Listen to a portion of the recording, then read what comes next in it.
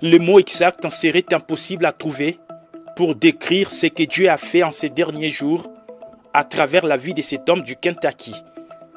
Des mémoires d'hommes, aucun prophète n'a influé sur le monde d'une manière aussi profonde depuis l'époque de Jésus.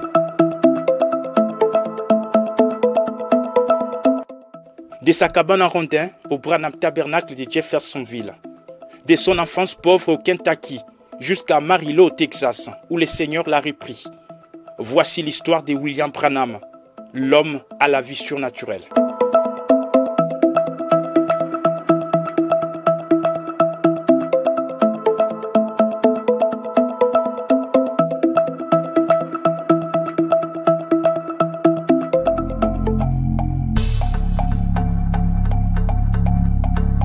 Burkesville, Kentucky, mardi 6 avril 1909. Nous sommes 5 heures du matin. Dans cette cabane, une lumière surnaturelle vient saluer la naissance de William Marion Branham.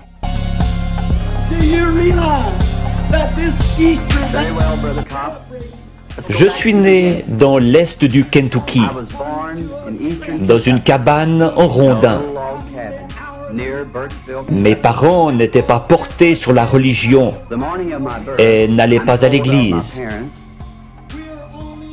Mais ils ont dit qu'au moment de ma naissance, une lumière est entrée dans la chambre et s'est tenue au-dessus de moi. Cette lumière entrée dans la chambre n'était pas le seul signe aperçu lors de sa naissance. Bien au contraire, il y en avait plusieurs autres qui ont été vus ces jours-là dans le ciel du Kentucky. Ses parents, Charles et Ella Branham, à l'époque très jeunes, sont restés stupéfaits et sans mots.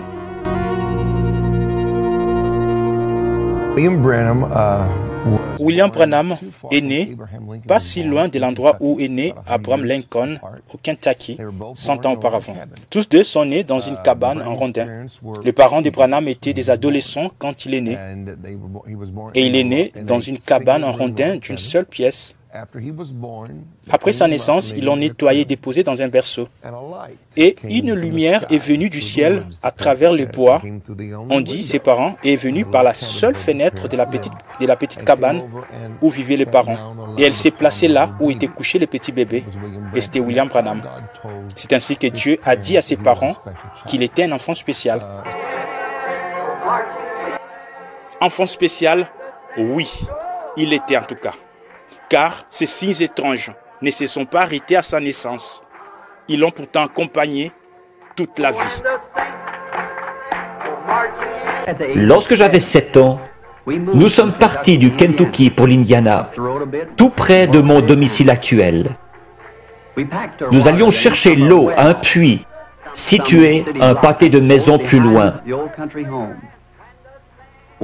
Un certain après-midi de septembre, alors que je passais près d'un gros peuplier planté à mi-chemin entre le puits et notre maison, j'ai remarqué un tourbillon dans l'arbre. Cela n'avait rien d'anormal à cet endroit en septembre. Comme il ne s'en allait pas, je me suis arrêté pour l'observer. Une voix en sortit disant: « Ne fume et ne bois jamais.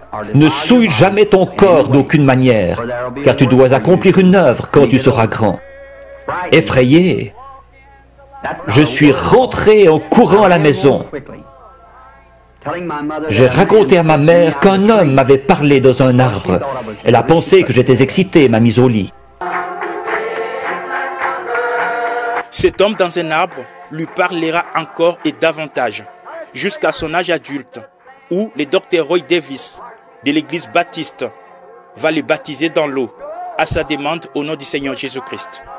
C'est ce même pasteur Roy Davis qui va l'ordonner plus tard au ministère. Mais très tôt, William Branham s'oppose à l'ordination des femmes prédicateurs. Pour lui, pas question.